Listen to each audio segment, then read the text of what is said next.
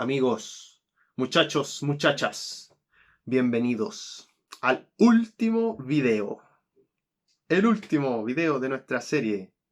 Otro estudio bíblico, la carta a los filipenses. Llegamos al fin. Y tengo que darle muchas gracias por habernos acompañado hasta este video. Muchas gracias por haber participado. Y por supuesto, decirles que para mí ha sido un honor poder compartirles algunos mensajes, poder compartirles la palabra.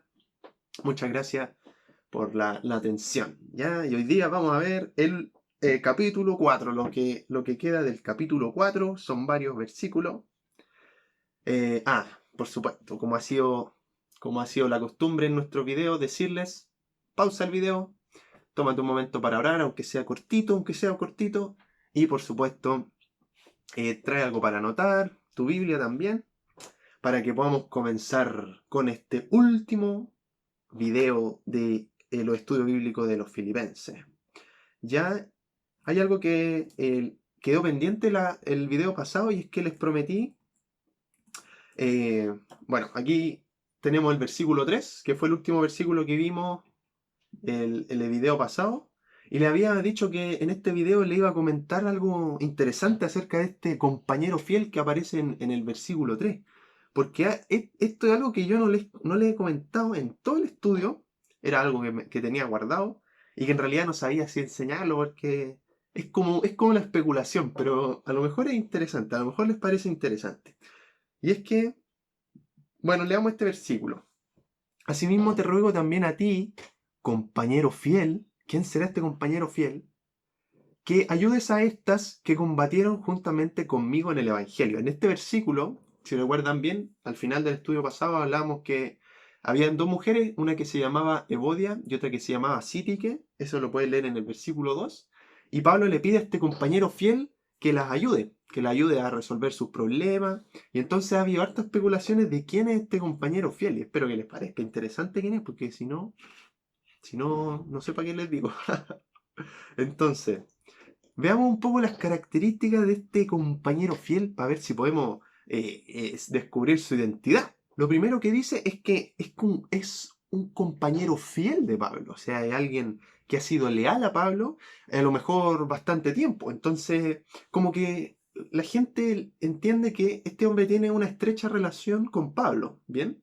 Y que además es un colaborador suyo, pues si compañero, claro, se refiere a un compañero de milicia, un compañero en el combate por el Evangelio, así que es un colaborador de Pablo, que puede ser un loco de Filipo o puede ser de otra parte, ¿ya?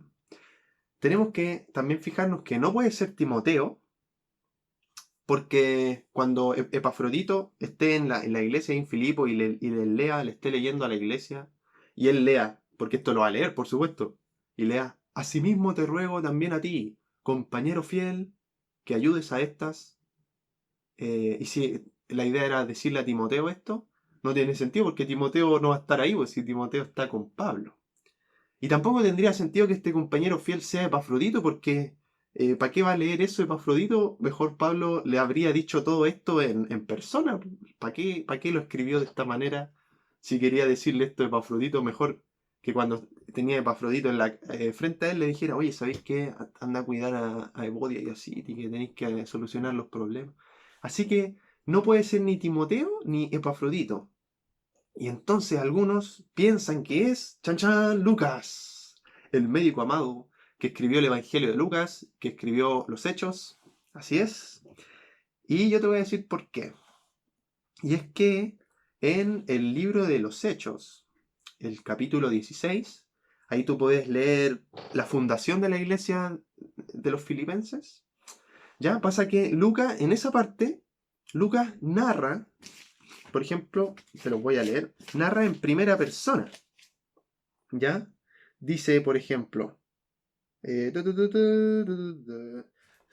versículo 11, zarpando pues de Troas, vinimos con rumbo directo a Samotracia, bla, bla, bla. Un día de reposo salimos fuera, hablamos a las mujeres, habla en primera persona.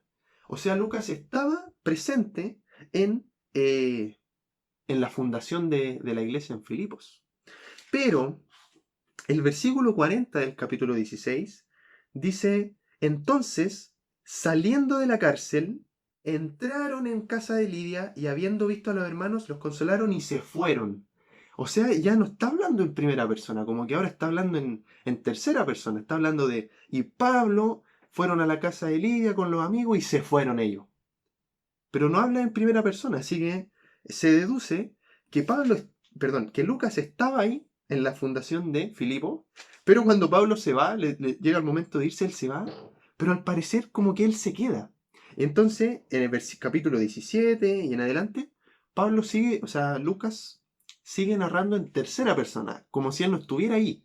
Y es que parece que no estaba ahí, sino que parece que se quedó en Filipo. Entonces hay unos que sugieren que Lucas se quedó en Filipo de 2 a 6 años, algo así, o 3 a 6 años, eh, ayudando ahí a la congregación y, claro, liderando a la congregación. Algunos dicen que era el pastor de Filipo, el obispo de los filipenses. Es un dato que yo no le había dicho en todo este estudio y espero que les parezca interesante que Lucas, el que escribió los Hechos y el Evangelio, al parecer, porque no podemos, es una especulación que tiene bastante fundamento, pero en realidad puede ser que estemos equivocados, pero al parecer era Lucas el obispo de Filipos. Espero que le haya parecido interesante, aunque sea un poquitín. Porque dicho eso, vamos a continuar entonces con lo que nos corresponde hoy día, que es la última parte, que son los consejos finales y despedida de la carta. Al fin vamos a terminar la carta. Aquí leemos la última parte, los consejos finales y despedida. Pero antes, hermanos, quiero mostrarle esto que les estuve mostrando en los estudios pasados, donde yo les decía que el contenido principal del cuerpo de la carta era esta exhortación a estar firme y unido, que es como el contenido cototo, donde el tema de estar unidos se veía principalmente en el capítulo 2, el tema de estar firmes en el capítulo 3 y en los primeros 3 versículos del capítulo 4, y una conclusión ahora en los capítulos del capítulo 4 de los versículos 4 al 9, ¿ya? Pero preparando este estudio y preparando esta conclusión de estar firmes y unidos, me di cuenta que en realidad, y les quiero pedir perdón, me di cuenta que parece que no es una conclusión, ¿ya? Me estoy dando cuenta que no es una conclusión, ¿ya? Así que les tengo aquí que pedir disculpas a los que estuvieron anotando, porque le voy a pedir que borren con un corrector ahí, porque creo que la cosa va así, miren, ahí. ¿Ah? Creo que Pablo habla de estar firmes en el capítulo 3 y en realidad los primeros 3 versículos del capítulo 4 sirven de conclusión de este tema, haciendo una aplicación y juntando estos dos temas, estar firmes y unidos en una sola frase. ¿Ya? Entonces, al parecer esos 3 versículos son una conclusión porque me da la impresión que los versículos que vamos a leer hoy día, vamos a leer del 4 al 23, pero estos versículos del 4 al 9, que son otras exhortaciones, claro, parece que no tienen tanto que ver con estar firmes y unidos, sino que en realidad tienen harto que ver con otras actitudes que el cristiano debe tener. Así que les pido perdón, porque ahora, en estos versículos del 4 al 9, no es una conclusión de estar firmes y unidos, sino que es otra cosa, son otras exhortaciones, otras actitudes que tenemos que tener, que también son súper interesantes, ¿verdad? Bueno, comentarles que en estas exhortaciones finales, estas otras actitudes que tenemos que tener, Pablo usa puros imperativos, usa 6 imperativos. Y si no recuerdas que era un imperativo, era un ruego, era una petición, pero con un tono de orden, un tono de ya, po, se haga esto. Obviamente Pablo muy amable, ¿cierto? Con un lenguaje amable, pero esos verbos tienen esta denotación de una orden, po. Entonces, lo interesante es que nos vamos a dar cuenta que todas estas actitudes que Pablo presenta con imperativos son en realidad para nuestro bien, para el beneficio de la iglesia, para el beneficio nuestro, ¿ya? Veremos que algunas de estas actitudes que todo creyente en Jesucristo debe tener, no solamente glorifican a Dios, sino que son buenas para nosotros. Súper interesante, ¿ya? Yo pienso, hermanos, que creer en Jesús es súper espectacular, súper sorprendente, porque todo lo que el Señor nos pide no es solo para glorificar su nombre, sino que al mismo tiempo es para nuestro beneficio, es para nuestro bien. Y yo pienso en todo, en realidad, no sé. Los mandamientos, por ejemplo, son para glorificar al Señor, pero no hacen bien a nosotros. O, por ejemplo, orar, leer la Biblia. Sí, el Señor nos pide que lo hagamos porque Él glorifica su nombre, pero por supuesto son buenos para nosotros. Y como hemos estado viendo, y espero que lo hayamos entendido, incluso el sufrimiento y la muerte puede ser de alguna manera beneficioso para nosotros en cierto aspecto, ¿no es cierto? Entonces, veamos qué cosas tenemos que hacer los cristianos. Leamos el versículo 4. Regocijaos en el Señor siempre. Otra vez digo, regocijaos. ¿Saben qué? Leamos todo. Vuestra gentileza sea conocida de todos los hombres. El Señor está cerca. Por nada estéis afanosos, si no sean conocidas vuestras peticiones delante de Dios en toda oración y ruego, con acción de gracias. Y la paz de Dios, que sobrepasa todo entendimiento, guardará vuestros corazones y vuestros pensamientos en Cristo Jesús. Aquí tenemos muchos imperativos, muchos, 4 de hecho tenemos. Y yo creo que en realidad estos versículos se explican solos, ¿no es cierto? O sea, no hay mucho que explicar. Pero de todas maneras, como espero me perdonen, tengo algunas cosas que decir, que comentar. ¿Ya? Aquí los separé por imperativos. Este es el primer imperativo. Regocijaos en el Señor siempre. Esa es la orden. Hermanos, regocíjense en el Señor siempre. Ese es el imperativo que da Pablo. Otra vez os digo, regocijaos. O sea, el gozo, hermanos, el gozo que no desaparece, que no tiene límites, es, o debería ser en realidad, la característica distintiva del creyente en Cristo Jesús. Ese gozo que no desaparece, la característica distintiva de todo creyente en Cristo Jesús. Como ya he dicho, el gozo no depende de las circunstancias, sino que depende de dónde está Cristo. ¿Qué lugar ocupa Cristo en nuestro corazón? ¿Qué lugar ocupa Él? ¿Ya? En medio de la persecución, en medio del sufrimiento, en medio del éxito, en medio del fracaso, en medio de la vida o de la muerte, hermano, regocíjate en el Señor, diría Pablo. Regocíjate siempre. El Señor será la alegría de tu vida, hermano. Y por eso les digo que estos imperativos como que son súper beneficiosos para nosotros, po. El medio beneficio, po. Estar alegre siempre. Pablo nos pide estar alegre siempre. Eso es como para nuestro bien, ¿cachai? Es como es algo bueno para nosotros. Nos manda que hagamos algo bueno para nosotros. Así que memorícense Filipenses 4:4. Súper fácil. Filipenses 4:4. Regocijaos en el Señor siempre. Otra vez digo, regocijaos.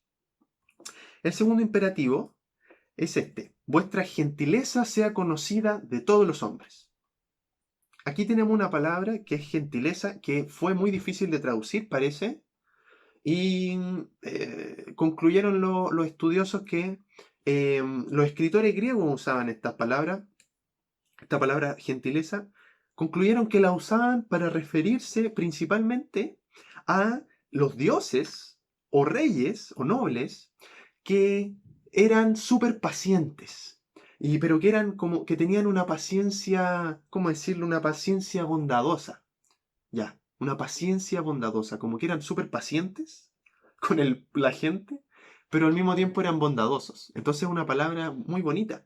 Entonces es probable que este sea el sentido que Pablo quiere darle, y se refiere a que toda la comunidad cristiana debe, frente a las adversidades, frente a la oposición, debe reflejar esta paciencia bondadosa, esta gentileza, ¿ah?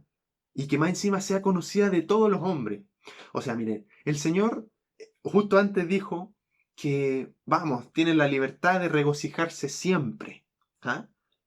Pero al mismo tiempo, este gozo perpetuo causa que el resto de los ciudadanos, el resto de nuestros vecinos, vean esa paciencia bondadosa que tenemos nosotros los cristianos hacia los demás. e incluso hacia aquellos que quieren hacernos la vida imposible, ¿no es cierto? Así que, hermanos, que nuestra gentileza, nuestra bondad, nuestra paciencia bondadosa sea conocida por todos los hombres. ¿Ah? Sí. Es como totalmente lo contrario a airarse o a salirse, sacarse de quicio así y ponerse como loco. Todo lo contrario. Paciencia bondadosa. Y luego dice, el Señor está cerca. Entonces parece que Pablo escribe esta frase, el Señor está cerca, bueno, pensando en que la congregación está sufriendo en realidad. ¿Mm? Recordándoles que hay un futuro seguro, eh, acerca de que el Señor está por venir. Hay un futuro seguro en medio de un presente parece medio complicado, ¿ya? Porque claro, pues los romanos le hacían harto daño a la congregación y los anima. El Señor está cerca, no se preocupen. Pero también que su gentileza sea conocida por estos romanos, que su bondad sea conocida por los que le hacen mal. Bien, ese sería el segundo imperativo. Y el tercero, que sería el siguiente versículo, por nada estéis afanosos, si no sean conocidas vuestras peticiones. Esos son el tercer y cuarto imperativo. Por nada estar afanosos y sean conocidas tus peticiones delante de Dios en toda oración y ruego, con acción de gracias. Entonces, parece que aquí se centra en la segunda consecuencia del hecho de que el Señor está cerca. Como el Señor está cerca, deben vivir sin afanarse. ¿Ah? Decirles, hermanos, que en la vida de un no creyente, donde todo lo que existe es el ahora, donde todo lo que existe es lo que se ve a lo mejor, como que el futuro a veces puede ser súper incierto. Y no solo el futuro, sino que también el presente puede ser súper incierto, lleno de preocupaciones, a lo mejor lleno de miedos. Y a esto es lo que nos referimos con estar afanoso, vivir como en incertidumbre, no sentirse seguro, estar ansioso de mala forma, totalmente preocupado. Bueno, todo eso es todo lo contrario a cómo el cristiano, el creyente en el Señor, tiene que comportarse, ¿ya? Los que creemos en el Señor podemos acercarnos con toda confianza al trono de la gracia, a la presencia de nuestro Señor, ¿ya? Pero Pablo aquí insta a los cristianos a que en todo, mediante oración y súplica con acción de gracias, sean dadas a conocer nuestras peticiones delante de Dios. Ese es el cuarto imperativo. Sean conocidas vuestras peticiones delante de Dios. En todo, dice. En todo. O sea, esto significa en los detalles más pequeños de nuestra vida, circunstancias más pequeñas, como también en las más grandes, las que más nos puedan afligir. ¿Ah? Entonces, hermano, no vale la pena estar afanosos, sino que Dios nos ha regalado, nos ha dado el regalo de poder acercarnos delante de Él cuando estemos preocupados y cuando no, para que Él pueda respondernos de acuerdo a su voluntad, por supuesto, y darnos paz, sea cual sea la situación. ¿Bien? ¿Cómo esto, hermano, no va a ser para nuestro beneficio? ¿Cómo no va a ser para nuestro beneficio? Y dice, sean conocidas vuestras peticiones delante de Dios en toda oración y ruego, con acción de gracias. Y ahora el 7 dice, y la paz de Dios, que sobrepasa todo entendimiento, guardará vuestros corazones y vuestros pensamientos en Cristo Jesús. ¿Ya? Es lo que le decía, por hermano. Estos cuatro imperativos son órdenes, por decirlo así, son ruegos que hace Pablo con ese tono de orden, de háganlo, pero que en realidad son para nuestro beneficio. Po. Glorifican a Dios, pero también nos benefician a nosotros. Si obedecemos estos cuatro imperativos, la paz de Dios, que sobrepasa toda lógica humana, estará con nosotros, guardando nuestros corazones y nuestros pensamientos. ¿Ya? Así que pensando en el versículo 6, acerquémonos al Señor en oración y roguémosle, para que la paz de Dios pueda guardar nuestros corazones. Y ahora vamos a ver el versículo 8 y 9, aquí. Y con estos últimos dos versículos, Pablo va a terminar la dimensión, por decirlo así, dimensión exhortativa de esta carta. Y va a centrarse después en la parte de la amistad. Acordémonos que esta es una carta de amistad con carácter exhortativo, como le dijimos. Una carta de amistad con características de una carta de exhortación. Bueno, después de estos dos versículos se acaba la exhortación y comienza, por decirlo así, como la dimensión de la amistad, ¿ya? Y no será algo complicado, sino que va a ser sencillo. Leamos los dos versículos que contienen los últimos dos imperativos. Por lo demás, hermanos, todo lo que es verdadero, todo lo honesto, todo lo justo, todo lo puro, todo lo amable, todo lo que es de buen nombre, si hay virtud alguna, si algo digno de alabanza, en esto pensad. Este es el quinto imperativo. En esto pensad. ¿Ya? Es interesante sobre este versículo que estos seis, ¿cómo se dice? Adjetivos. Estos 6 adjetivos que aparecen aquí: verdadero, honesto, justo, puro, amable y de buen nombre. Y después estos otros sustantivos que aparecen aquí, si hay virtud alguna, si hay algo digno de alabanza, son frases que no son comunes en Pablo. Fíjense, no son comunes en las cartas de Pablo. Él no la usa. Por ejemplo, busqué y la palabra justo en el griego, claro, esa Pablo la ocupa como 80 veces en sus cartas para hablar de la justificación por la fe, la justicia de Dios. Bueno, pero por ejemplo la palabra amable en el griego, como que Pablo la usa 2 veces. Todo lo que es de buen nombre, Pablo la usa una vez aquí, por ejemplo. Entonces, Pablo la usa muy poco en el lenguaje así teológico, pero son súper, súper populares en el mundo grecorromano, en el mundo del moralismo griego. Fíjense. De hecho, había una corriente filosófica, que a lo mejor les pongo una foto de no sé qué, una corriente filosófica que se llamaba el estoicismo, los estoicos. A lo mejor hay escuchado hablar de los estoicos, que aparecen en la Biblia. Y la capital de los estoicos en tiempos de Pablo era una ciudad que se llama Tarso, el lugar donde nació Pablo de Tarso. Entonces, pasa que Pablo y los filipenses se criaron con todas estas palabras que ustedes leen en la pantalla, ¿ya? Se criaron como oyendo hablar de estas palabras por mano de los estoicos, pero en realidad por mano de todo el moralismo griego. Entonces Pablo elabora una lista aquí con elementos que eran súper conocidos tanto para Pablo como por los filipenses, pero no porque eran un estudiosos de la Torá, sino que por vivir en una cultura griega, por vivir en una cultura helénica, como le dicen algunos. Cuando tú oigas esa palabra, helénico, estamos hablando de griego. ¿Ya? Es un dato que puede ser importante porque usualmente lo dicen por ahí. Entonces, hay algo que podemos aprender de esto, que no está explícito en el texto, sino que lo inferimos.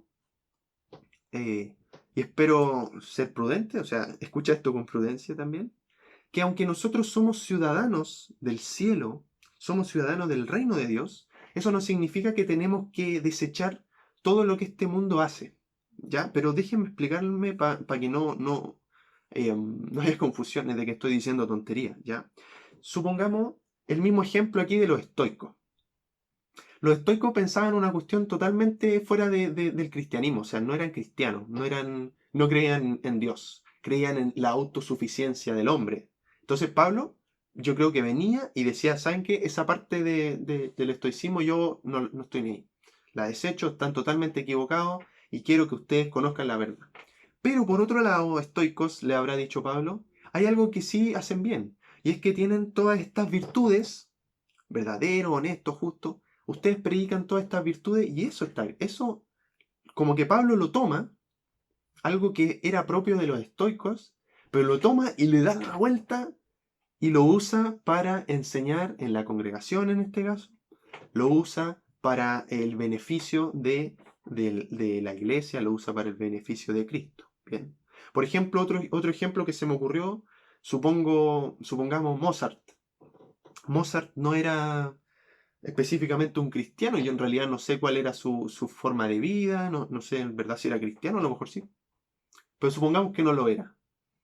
Entonces, a lo mejor Pablo no habría llegado y habría desechado al tiro a Mozart por no predicar una forma de vida cristiana, sino que a lo mejor habría utilizado la música, su música, para a lo mejor aprender algún instrumento. Entonces, y hay una frase que dice nuestro hermano Gordon Fee, que dice, debemos abrazar lo mejor de este mundo, por supuesto, siempre que vaya de acuerdo con el mensaje de Cristo y nos lleve hacia Él. O sea, tenemos que tener mucho cuidado con esto que le estoy diciendo. Se los quise compartir, pero de todas maneras tenemos que tener cuidado porque no vamos a estar abrazando todas las cuestiones que nos parezcan buenas. Porque a lo mejor en alguna de esas vamos a abrazar algo que en realidad no es tan bueno. Y vamos a empezar a abrazar cosas que nos van a alejar del Señor. Entonces tenemos que ser muy prudentes con esto y, claro, abrazar las cosas buenas de este mundo siempre que estén de acuerdo con el mensaje de Cristo, ¿ya? Y siempre que nos lleve hacia Él, de alguna manera. Y entonces el quinto imperativo es, en esto piensen. Piensen en todas estas cosas buenas que, claro, predican los estoicos, pero que en realidad son buenas. ¿Ah? Piensen en esto. Y esto es lo que aquí enseña el texto. Lo que les dije, claro, no lo enseña explícitamente el texto, pero lo que enseña el texto es que nosotros debemos cuidarnos en cuanto a lo que estamos pensando. Así es. Debemos constantemente cuidar nuestros pensamientos, porque si no lo hacemos será muy difícil que estemos, como ya leímos, gozosos siempre, vamos a estar afanados todo el día, entonces tenemos que cuidar nuestros pensamientos. Porque ¿qué pasa si en lugar yo de dejar entrar a mi mente pensamientos que sean verdaderos, honestos, justos, puros, etcétera, que son de buen nombre? ¿Qué pasa si empiezo a dejar entrar a mi cabeza pensamientos violentos, ¿ah? Pensamientos de odio, pensamientos sucios, ¿ah? Dependiendo de lo que uno va viendo en la tele, cuestiones, uno va dejando entrando pensamientos que a lo mejor, no sé, pues, incluso nos pueden tirar para abajo, bajonear. Entonces, ¿cómo podremos estar siempre gozosos y cómo podemos vivir una vida sin afanarse con estos pensamientos? ¿Ya? Tenemos que cuidar lo que dejamos entrar a nuestra cabeza. Hay algunos comentarios aquí que les quiero leer, que no son míos, son de otros autores, y se los voy a leer. El carácter y la conducta empiezan en la mente. ¿Ya? El carácter y la conducta empiezan en la mente. Nuestros actos se ven reflejados por aquellas cosas que damos cabida en nuestro pensamiento. Pablo recomienda a sus lectores que se concentren en aquello que traerá consigo una vida digna y que traerá consigo la paz de Dios. Hay otro comentario que dice, Pablo nos dice que llenemos nuestras mentes con pensamientos verdaderos, honestos, justos, puros, amables, etcétera, etcétera. ¿Tiene problema usted con pensamientos impuros o sueños ilusorios? Examine lo que está dejando entrar en su mente a través de la televisión, libros, conversaciones, películas, revistas. Reemplace los materiales dañinos con materiales útiles. Sobre todo, lea la palabra de Dios y ore. Pídale a Él que le ayude a concentrarse en lo que es bueno y puro. Requiere práctica, pero esto puede lograrse. Es importante, hermanos, que cuidemos lo que dejamos entrar a nuestra mente. Eso es lo que está tratando de enseñar Pablo, que pensemos en las cosas correctas. Y el siguiente imperativo es este. Lo que aprendisteis y recibisteis y oísteis y visteis en mí, esto haced. Ese es el sexto. Y el Dios de paz estará con vosotros. Concluye con este versículo las últimas exhortaciones de esta carta, pero concluye con la más impactante para mí, la más cotota de todas las exhortaciones, de todos los imperativos también. Y no es raro que lo haga pidiendo que lo imiten a él, ¿no es cierto? Ya nos tiene un poquito acostumbrados. Y entonces esta exhortación para mí es cotota porque como que dice, todo lo que ustedes han visto de mí, aprendieron, oyeron, etcétera, todo lo que han visto en cuanto a mis actitudes, eso hagan. Como que dice, imiten mis actitudes. Y como que de alguna manera, ahora podemos hacer un recuento de lo que hemos estado viendo en el estudio. Dice, imiten su actitud, o sea, podríamos decir, imitemos sus actitudes. ¿Como cuáles? Por ejemplo, su amor hacia sus amigos, que no sé, pues en el primer estudio conversábamos de que esto es una carta de amistad, o sea, lo hemos estado viendo en la carta, imitemos su amor por sus amigos, Imitemos, por supuesto, su amor por Cristo, que también ha estado presente en toda la carta. Pero, por ejemplo, en el segundo estudio, cuando veíamos el saludo inicial y la oración inicial, ahí podíamos leer cómo su pasión por el Evangelio estaba presente también en los primeros versículos. Entonces, claro, pues imitemos su pasión por el Evangelio y su deseo de que el Evangelio progrese. ¿Recuerdan esa frase? Sí, imitemos esa pasión que leíamos en este estudio. Y por ejemplo, los versículos 12 al 26 del capítulo 1, donde Pablo hablaba de su cárcel. Claro, imitemos también esa actitud gozosa que pudimos aprender, que en medio del sufrimiento, en medio de su cárcel, él estaba gozoso. Imitemos esa actitud. Por ejemplo, también tenemos que vivir lo que él vivía y que escribió en el versículo 21, de los versículos más importantes de la carta. Porque para mí el vivir es Cristo y el morir es ganancia. Claro, pues imitemos este amor por Cristo expresado en este versículo. Después me acuerdo cuando veíamos la exhortación a estar unidos, donde Pablo nos comentaba que el camino a la unidad era la humildad. Así que claro, pues imitemos esa actitud humilde, eso que leíamos ahí en el versículo 2 del capítulo 2. Perdón, versículo 3. Nada hagáis por contienda, por vanagloria, antes bien con humildad, estimando a cada uno a los demás como superiores al mismo. Claro, pues, imitemos esta actitud humilde, imitemos su actitud madura que leímos en el estudio, que aprendimos en el estudio pasado, esa actitud que tenía que ver con poner a Cristo en primer lugar, con vivir una vida cristocéntrica, ¿ah? Con vivir una vida donde en realidad la meta de la vida es llegar a conocer a Cristo de forma plena. Como decía el 7, cuántas cosas eran para mí ganancias, las he estimado como pérdida por amor a Cristo. Claro, imitemos esa actitud madura, imitemos y cumplamos su deseo de estar firmes y unidos como lo hemos estado leyendo. Y por supuesto, en especial hermanos, imitemos su pasión por el Señor Jesús. Imitemos su pasión por el Señor Jesús. Y estas 6 exhortaciones, estos 6 imperativos que leímos, hermanos, son para nuestro beneficio. Abracémoslas, imitando a Pablo en todo esto. Te recomiendo que le pegues varios repasos a estas exhortaciones que leímos, del versículo 4 al versículo 9, porque son muy importantes para nuestra vida, hermano. Son para nuestro beneficio. Y de esta manera pasamos ya a los últimos versículos de la carta, que vendrían siendo ya agradecimientos y saludos finales, ya concluyendo así las exhortaciones que Pablo quería que los filipenses escucharan. ¿Ya?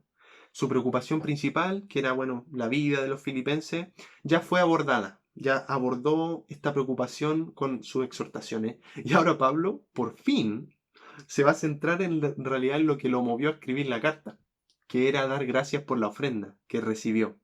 Como que al fin lo va a hablar después de tantos capítulos. Versículo 10. En gran manera me gocé en el Señor de que ya al fin habéis revivido vuestro cuidado de mí. ¿Ya? Y aunque usa la frase al fin habéis revivido vuestro cuidado de mí, no tenemos que leerlo así, no tenemos que pensar que Pablo como que está retando a sus amigos porque se han demorado en darle algo, no. Al contrario, Pablo hace una aclaración justo después. Dice, de lo cual estabais solícitos. Y estar solícito, una persona que está solícita, una persona que está atenta y que sirve a alguien de manera diligente y amable, ya. Ajá. Entonces, terminemos de leer el versículo, de lo cual estabais solícitos, pero faltaba la oportunidad. Entonces, los amigos filipenses estaban atentos, ¿ya? Para ayudar a su querido amigo Pablo. Pero como que parece que no se daban la oportunidad, estaban atentos y, Pablo, cuando tenga problemas vamos a estar listos, pero no se había dado esa oportunidad. Pero ahora en vista de que está encarcelado, de que estaba necesitado, tenía hambre, a lo mejor necesitaba ayuda, los filipenses al tiro, ¡pium!, aprovecharon para enviarle la ofrenda. Y así como dice él, revivir vuestro cuidado de mí. La NTV dice, cuánto alabo al Señor de que hayan vuelto a preocuparse por mí. Sé que siempre se han preocupado por mí, pero no tenían la oportunidad de ayudarme. Sí, está muy feliz por la ofrenda. Pero ahora dice algo interesante, amigos, y nos vamos a enfocar en estos versículos unos minutos. No lo digo porque tenga escasez, pues he aprendido a contentarme cualquiera sea mi situación. Sé vivir humildemente, sé tener abundancia en todo y por todo estoy enseñado, así para estar saciado como para tener hambre, así para tener abundancia como para padecer necesidad.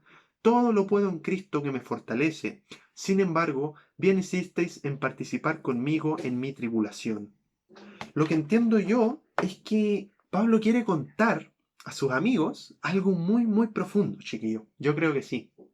Y con esta frase yo creo que trata de explicar esto, que no está feliz por el mero hecho de haber recibido algo material, ¿ya? Sino que trata de explicar de que él está feliz por el acto mismo, el acto de sus amigos de querer ayudarlo, ¿ah? En su situación. Por eso está feliz, por el acto de su amigo de te queremos ayudar.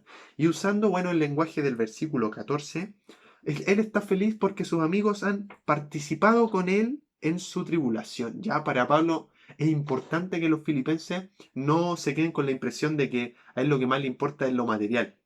O lo que más le preocupa es que sus amigos le den cosas, sino que al parecer quiere enfatizar que su amistad no depende de eso, no está basada en intereses, sino que realmente pertenece a un nivel de amistad correcto, un nivel de amistad más elevado. ¿Ah? Entonces examinemos estos versículos brevemente, que aunque en realidad se explican solo, veámoslo. Porque en realidad, a pesar de que esto es como un agradecimiento, esta parte, de todas maneras Pablo aprovecha de enseñar caleta. Y aquí presenta una actitud que por supuesto es súper digna de imitar. En el versículo 11 dice que no digo esto porque yo tenga escasez, porque yo he aprendido a contentarme cualquiera sea mi situación. Y este, hermano, curiosamente, es otra palabra del lenguaje estoico, contentarme, que tiene que ver con los estoicos la usaban para hablar de su autosuficiencia. ¿Ya?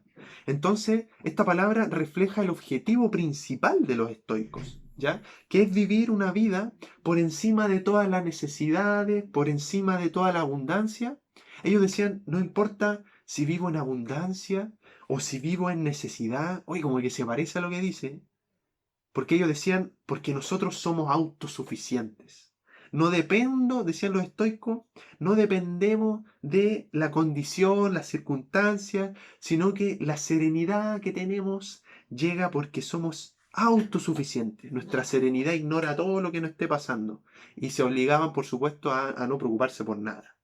Y estos estoicos por supuesto, eran súper individualistas, o sea, la persona que de verdad es autosuficiente e independiente de los demás también. Eso también enseñaban los estoicos, ya, autosuficiencia máxima. Y solo así la serenidad y la felicidad llega. Cuando uno es autosuficiente y en realidad uno puede tener pobreza, riqueza, no importa. Soy autosuficiente. Eso es lo que enseñaban los estoicos. Entonces parece que aquí, como que el discurso se parece. Pero aquí viene Pablo y toma esta palabra del lenguaje estoico y la toma y la da vuelta para explicar algo muy cristocéntrico. Dice, sé vivir humildemente. Bueno, y decir que con eso al tiro ya se desliga de los estoicos porque los estoicos no se humillaban para nada, o sea, eran súper orgullosos, así que aquí se desliga el tiro. Sé vivir humildemente, sé tener abundancia, todo y por todo estoy enseñado. Y esta palabra enseñado en griego tiene que ver con los misterios. ¿Ah? Y de hecho algunas traducciones traducen aprender el secreto. He aprendido el secreto.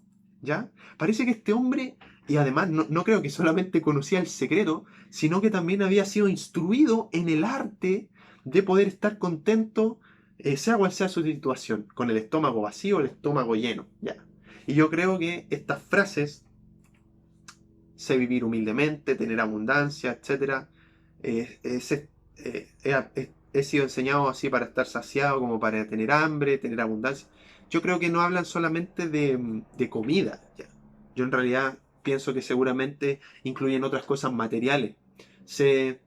Bueno, e incluso inmateriales también. O sea, Pablo yo creo que podría decir, sé vivir en una cárcel o sé vivir en una casa, por ejemplo. Sé vivir vestido o desnudo, por decirlo así. ¿Ah?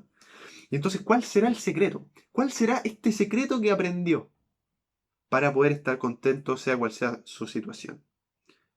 Todo lo puedo en Cristo que me fortalece, dice el 13.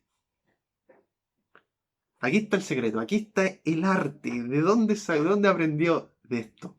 De Cristo. Todo lo puedo en Cristo que me fortalece. La palabra contentamiento que usaban los estoicos era usada para hablar de autosuficiencia personal, o sea, personal tuya. Pero acá Pablo la toma, la da vuelta, esta frase estoica, para expresar eh, cómo puede él, para expresar su forma de pensar, para expresar cómo puede él estar contento, sea cual sea su situación. Porque para mí, Cristo es suficiente, al contrario de los estoicos. Los estoicos estaban equivocados, no hay que vivir así, autosuficiencia personal. No, dice, lo toma, no. Cristo para mí es suficiente. Cristo para mí es suficiente. No dependo de mí mismo, sino que dependo totalmente de Cristo. Todo lo puedo en Cristo que me fortalece. Ese es el secreto que tenía Pablo para poder estar contento sea cual sea su situación. Y sobre este famoso versículo Filipenses 4:13, hay que decir, mis hermanos, que siempre que leemos la Biblia es importante no sacar los versículos de contexto. Como dicen por ahí en Peñalolén, un texto fuera de contexto es un pretexto. ¿Ah? Entonces es importante que, y espero nos hayamos dado cuenta a lo largo de este estudio, que hay que fijarse en el contexto, hay que fijarse en lo que dicen los versículos más arriba, lo que dicen los versículos más abajo. No es como que Pablo o los escritores de la Biblia como que de repente estaban así tranquilos y recibe una visión y se pusieron a escribir puros versículos bacanes así. Todo lo bueno, Cristo que me fortalece. No, o sea, hay un contexto, hay una razón de por qué lo dijo y claro, revisando el contexto, podemos decir que, claro, el apóstol aquí, con decir todo lo puedo en Cristo, claro, se está refiriendo en primer lugar a vivir en abundancia o en necesidad. Dice, todo lo puedo en Cristo. Vivir en abundancia o vivir en necesidad. Todo eso lo puedo hacer en Cristo, porque Él me fortalece. Ese es el sentido principal, ¿ya? En primer lugar, a eso se refiere. Porque tenemos que entender que este versículo no es como una licencia para decirlo cuando queramos, para pedir lo que sea, así, no sé, po. Yo quiero un auto deportivo, lo voy a lograr, todo lo puedo en Cristo que me fortalece. No, no necesariamente. O no sé, po, yo voy a trabajar con Elon Musk yendo a Marte, porque todo lo puedo en Cristo que me fortalece. No necesariamente. Así que tenemos que tener cuidado con este versículo y no usarlo así al lote. Porque igual en realidad, hermanos, creo que no llevarlo a este extremo no es bueno, es malo. Pero yo creo que también sería malo como limitarlo solamente a las situaciones de necesidad o abundancia en relación a la comida o a plata. O sea, reducirlo y limitarlo solamente a... No, Pablo está hablando de abundancia y necesidad. Solamente a eso se refiere, yo creo que también no sería tan prudente, yo creo que igual sería incorrecto. Porque yo creo que esta frase como que en realidad abarca todo lo relacionado a nuestra vida en Cristo. ¿Ya? Podemos decir esta frase, claro, pero lo importante es que nuestra vida esté centrada en Cristo. Y ahí en realidad podemos usarla de forma eh, común en nuestra vida siempre que nuestra vida esté centrada en el Señor. Por ejemplo, hay una manera que espero se pueda entender mejor, y es como que si nosotros hiciéramos un marco, ¿ya? En nuestra vida, o en todo lo que vemos en nuestra vida, etcétera. Es como que si hiciéramos un marco, ¿ya? Déjenme explicarlo. Y este marco lo vamos a delimitar por versículos como, para mí el vivir es Cristo, el morir es ganancia, ¿ya? Y se va limitando ese cuadro. A lo mejor podemos limitarlo con frases como estimen cada uno a los demás como superiores al mismo, no mirando cada uno lo suyo propio, sino cada cual también por lo de los otros. También limita este cuadro, esta frase. Y por ejemplo, ¿cuántas cosas eran para mí ganancia? La he estimado como pérdida por amor del Señor. Ya. Entonces, estos versículos como que delimitan este marco. ¿Ya? A lo mejor es un poco abstracto. Pero pasa que todo lo puedo en Cristo, claro, eh, este todo incluye todas las cosas que están dentro de ese marco, ¿ya? De ese marco que tiene una vida basada en Cristo, bueno. A lo mejor, no sé si se entendió, pero un ejemplo, un ejemplo para intentar ayudar. Eh, a lo mejor el Señor te pide que tú hagas algo que te saca de tu zona de confort, te saca de tu área de tranquilidad, y te pone nervioso, y tú decís, pero ¿cómo voy a poder hacer esto? Bueno, en realidad todo lo puedo en Cristo que me fortalece. Claro que voy a decírselo al Señor en ese momento. O a lo mejor tienes que, cuando volvamos a la cuarentena, hay que salir a evangelizar y a ti te cuesta mucho conversar. Bueno, todo lo puedo en Cristo que me fortalece. Claro, eso entra dentro de este marco. Esperemos se haya entendido. Y el 14 dice, sin embargo, bien hicisteis en participar conmigo en mi tribulación. Y es como si cerrara un ciclo, porque si se acuerdan, en los primeros versículos del capítulo 1, leíamos que él estaba muy feliz porque sus amigos filipenses han estado participando con él en el Evangelio. Y ahora dice, bien hicieron en participar conmigo en mi tribulación. Como que se cierra un gran ciclo que comenzó allá, pero terminó acá. Y a manera de conclusión de todo esto, de estos 4 versículos que leímos, decir que Pablo aclara que él sabe vivir con mucho o con poco, ya él sabe. Así que la causa de su gozo, de su felicidad, no es que al fin tiene plata o que después de tanto tiempo tiene algo para echarse a la boca, no.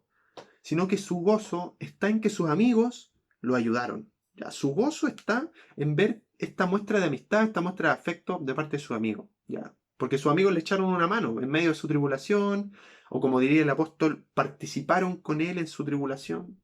Y bueno, estuvieron codo a codo apoyándolo. Eso lo llena de alegría. Y yo creo que igual podemos aplicarlo en nuestra vida, así si nos ponemos en el lugar de Pablo, podemos aplicarlo para nuestra vida. A lo mejor no importa tanto lo que nuestro amigo da, el objeto, sino que a lo mejor hay que valorar la intención que tiene ahí este amigo que nos está regalando algo. Por ejemplo, en un cumpleaños, un amigo te regala un calcetín, pero él pensaba que te encantaban los calcetines, pero tú decís, oye, el regalo pesca. Pero claro, a lo mejor no importa tanto el regalo en sí, o la ofrenda en sí, pensando en Pablo, sino que claro, por la intención de tu amigo de ayudar, esta muestra de afecto, es una actitud que también tenemos que imitar de Pablo. Avancemos y leemos el 15. Y sabéis también vosotros, oh filipenses, que al principio de la predicación del Evangelio, cuando partí de Macedonia, ninguna iglesia participó conmigo en razón de dar y recibir, sino solo vosotros. ¿Ya? Cuando habla de que al principio de la predicación del Evangelio, se está refiriendo al comienzo de la iglesia ya en Filipo. O sea, cuando Pablo llegó a Filipos, en Hechos capítulo 16, versículo 11 en adelante, y ahí predicó el Evangelio. A eso se refiere, a cuando él llegó. Entonces, está diciendo que al principio de la predicación del Evangelio, cuando partí de Macedonia, a lo mejor les pongo una imagen en la pantalla, y es que en el viaje misionero de Pablo, que él hace desde Antioquía, va recorriendo ya las ciudades así, pam, pam, y entra a Macedonia, y Macedonia era la región de donde estaba Filipos. Filipos estaba en la región de Macedonia, y también lo estaba Tesalónica, que hay una carta que es a los tesalonicenses, ya. Entonces, él pasó por Filipos, después fue a Tesalónica, y bueno, y después salió de la región de Macedonia. Y entonces lo que dice es que cuando partí de Macedonia, cuando me fui, ninguna iglesia participó conmigo en razón de dar y recibir, sino solo vosotros. Parece que de verdad había como una relación interesante y distinta con los hermanos de esta iglesia. Porque al parecer la verdadera amistad que predica aquí Pablo tiene que ver con esto de dar y recibir. La amistad es algo recíproco, ¿ya? Es como lo que pasa entre los hermanos de la iglesia. Entre todos nos apoyamos, entre todos nos animamos, pero es algo recíproco. Yo te apoyo, pero tú también me apoyas. Y en realidad es lo que pasa en nuestra relación con Cristo, porque nosotros le damos la alabanza, lo glorificamos, ¿no es cierto? Pero Él también nos da alegría, como que hay una relación recíproca. Nosotros damos, pero también recibimos. Y obviamente es importante recordar nunca recibir nada a cambio, porque ahí la amistad en realidad yo diría que se hace vana cuando uno, no sé, po, da esperando algo a cambio. No es la amistad que predica Pablo. La amistad es recíproca, pero también es sincera. Dar y recibir sin esperar nada a cambio, en realidad. Entonces, parece, bueno, y según mucha gente, concluyen que aquí se está hablando de un tema de material, ¿ya? Un tema material, ayuda económica. Cuando dice, ninguna iglesia participó conmigo en razón de dar y recibir, claro, están hablando aquí de algo, de una ayuda económica, que no todas las iglesias, y de hecho dice ninguna iglesia, participó en esto de dar y recibir. O sea, como que Pablo, por decirlo de alguna manera, daba la predicación y estaba ahí, compartía, pero la idea de la amistad es, claro, recibir. Y mucho habla aquí de recibir ayuda económica. Entonces, a lo mejor se refiere a eso, ¿ya? En que ninguna iglesia lo ayudó económicamente, sino solo vosotros. Y dice, pues aún en Tesalónica me enviasteis una y otra vez para mis necesidades. Entonces, sucede que después de que, en el libro de los Hechos, capítulo 16, después de que él estuvo en Filipos, pasó a Tesalónica, entonces parece que más de una vez, dice una y otra vez, parece que en griego quiere decir más de dos veces, de hecho, eh, me enviasteis para mis necesidades. O sea, los hermanos de Filipo viajaron a Tesalónica para llevarle una ayuda a Pablo. O sea, viajaron de Filipo a Tesalónica para ayudarlo. Ajá. Entonces parece que había una relación muy especial entre Pablo y la iglesia, basada en esta actitud recíproca de dar y recibir. Pero igual mencionar que no era la única iglesia, Filipo no es como la iglesia más amiga de Pablo, porque en realidad habían otras iglesias que, claro, también lo ayudaron económicamente y él da cuenta de eso en algunas cartas. Em, Pasemos al versículo 17, después de haber explicado esto, y dice, no es que busque dádivas, no es que busque regalos, no es que busque ofrendas, sino que busco fruto que abunde en vuestra cuenta. Chan, chan. Interesante lo que aquí va a decir porque, eh, ya que ha hecho los comentarios acerca de lo bacán que han sido los filipenses al ayudarle materialmente, parece que otra vez hace como una especie de aclaración para que no haya malo entendido y que no piensen que Pablo está haciendo una especie de indirecta para que les manden más ayuda. Bueno, él no busca en realidad ofrendas, sino que busca fruto que abunde en vuestra cuenta. Y hace otra ilustración comercial, como la que vimos en el capítulo 3, diciendo, yo no realmente no busco ofrenda, no, sino que espero que abunde el fruto en vuestra cuenta, pero cuenta como cuenta bancaria, de verdad. De eso está hablando, como una cuenta de banco. Entonces, sin darme mucha vuelta, decir que el interés principal de Pablo no está en el regalo como tal que le dieron, sino en que su ofrenda es una prueba de que los filipenses están llevando una buena relación con Cristo y que de hecho esta relación está creciendo y que de hecho esto que hicieron es una prueba que sirve como fruto, un fruto que se añade a esta cuenta celestial, por decirlo así, esta cuenta que, bueno, está hablando de esa recompensa escatológica final. Entonces le hace muy feliz a Pablo por lo que vemos el gesto de su amigo, le hace muy feliz. Pero todo lo he recibido y tengo abundancia. Estoy lleno habiendo recibido de Epafrodito lo que mandasteis, enviasteis. Olor fragante, sacrificio acepto y agradable a Dios. Ya, Pablo sabe vivir en necesidad y abundancia, pero parece que ahora, gracias al Señor, ahora tiene abundancia, porque dice, y tengo abundancia. Estoy lleno, dice, habiendo recibido la ofrenda de Epafrodito. Parece que está completamente abastecido, algunos traducen por estar lleno. Y fíjense que dice que él recibió, perdón, lo que mandaron fue olor fragante, sacrificio acepto, agradable a Dios. ¿Ya? Entonces, parece que, hermano, cuando uno ofrenda, cuando tú ofrendas o cuando tú ayudas a tu amigo y lo haces con una actitud correcta, sinceramente y sin buscar nada a cambio, entonces como que tu ofrenda, tu ayuda hacia el hombre se transforma en un sacrificio para Dios. Como que, ¿se entiende? Se transforma. Transformas tu regalo hacia tu amigo en algo que a Dios le agrada, en una ofrenda a Dios, ¿ah? Que por supuesto le agrada. Y esto pasó con los filipenses.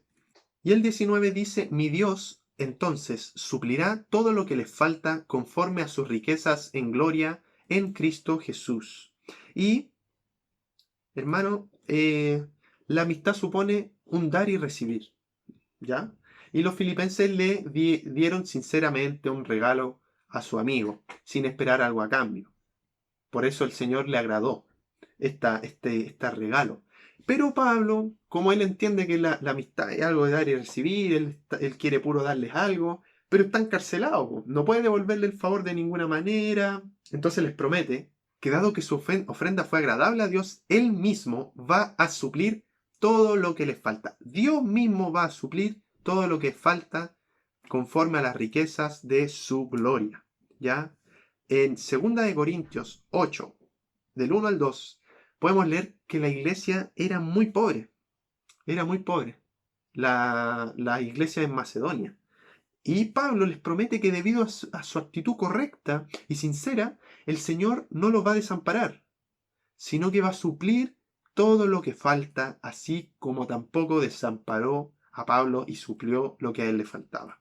¿Ya? Porque así es el Señor, hermano. Él nos sustenta como sustenta la naturaleza, nos alimenta, nos da abrigo y por supuesto, no sé, pues podríamos leer, porque esto es una verdad bíblica y aquí podemos leerlo, por ejemplo, en Mateo 6. Así que no se preocupen por todo esto que estoy diciendo. Esta es la versión NTV.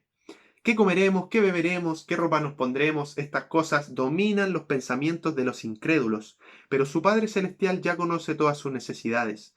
Busquen el reino de Dios por encima de todo lo demás, lleven una vida justa y Él les dará todo lo que necesiten. Y termina el versículo 20 diciendo, al Dios y Padre de nuestro Señor, no, el Dios y Padre nuestro, sea gloria por los siglos de los siglos. Amén. No podría terminar de otra forma, glorificando a nuestro Señor, a nuestro Padre. Y los últimos versículos, que ya son la despedida. Pero fíjense que se va a despedir de una forma súper curiosa.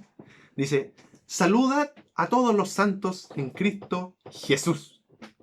Y uno pensaría que en realidad va a ser como una larga lista de saludos, pues, pensando que ya pues, son tan buenos amigos los filipenses con Pablo. Uno pensaría que iba a decir, salúdenme a este otro, saluden a este, mándenle salud a este, papá, una lista súper larga. Pero parece nada que ver. Y dice, saluden a todos los santos. O sea, que eso quiere decir, saluden a todos los miembros de la iglesia. Y eso nomás dice. Hay algo que decir, y es que el griego usado parece que da la impresión de que lo que quiere decir en realidad el texto es saluden a los santos, a todos los santos de manera particular, así como hablando de a cada uno de forma individual. Entonces, aunque dice algo general, así como saluden a todos los santos, pero de forma particular, así como pensando en cada uno de sus amigos. A lo mejor no podía escribir tanto, bueno. Lo que leí por ahí es que seguramente hace esta despedida tan cortita para que estos saludos no opaquen lo más importante de la carta, que eran las exhortaciones anteriores, que era bueno lo que estuvo diciendo en los versículos, en estos mismos versículos del capítulo 4, esto de el agradecimiento que le acaba de dar por la ofrenda. Dice también, los hermanos que están conmigo os saludan, pensando en a lo mejor Timoteo, a lo mejor otros colaboradores que estaban en la iglesia de Roma. Claro, le mandaban saludos a los filipenses. Y dice, todos los santos os saludan, todos los santos de la iglesia ahí en Roma. Se está hablando de eso. Le mandan saludos. Y dice, y especialmente los de la casa del César. Y esta frase, Pablo la pone aquí, la pone de forma deliberada. Deliberada. Para como dar unos ánimos finales a los filipenses. Ya, dar los ánimos finales. Y yo creo que unos ánimos que ni nos imaginamos. Y es que lo que pasa es que los filipenses estaban principalmente siendo oprimidos por los seguidores del César. O sea, en el capítulo 3 vimos que igual los judíos, los judaizantes, molestaban a la iglesia, pero principalmente los seguidores del César o bueno, podríamos decir que el mismo César, a través de sus soldados, estaban oprimiendo a la iglesia. Y Pablo estaba preso en Roma específicamente por lo mismo. Estaba preso gracias al César, custodiado por soldados del César, pero parece que esta oposición por parte del César permitió que Pablo pudiera predicar el Evangelio no solo en Roma, no solo en su cárcel, sino que en el mismísimo palacio imperial, en la mismísima casa del César. Y parece que de tal manera predicó, o bueno, cuando se estaba defendiendo, no sé, a lo mejor algunos senadores, o no sé cómo funcionaba la cosa en verdad, se habrán convertido. A lo mejor unos miembros de su familia del César, o a lo mejor unos funcionarios ahí que estaban trabajando, que estaban barriendo, qué sé yo, repartían la uva, a lo mejor escuchando a Pablo se convirtieron. Entonces, estos que viven en la casa del César, que no necesariamente son sus familiares, seguramente muchos creen que en realidad se refieren a empleados del lugar ahí, pero yo a lo mejor creo que igual hasta algunos familiares podrían haberse convertido. Entonces estas personas que estaban viviendo en la misma casa que vivía el César, les mandan un saludo a estos que estaban siendo oprimidos por este falso César Nerón.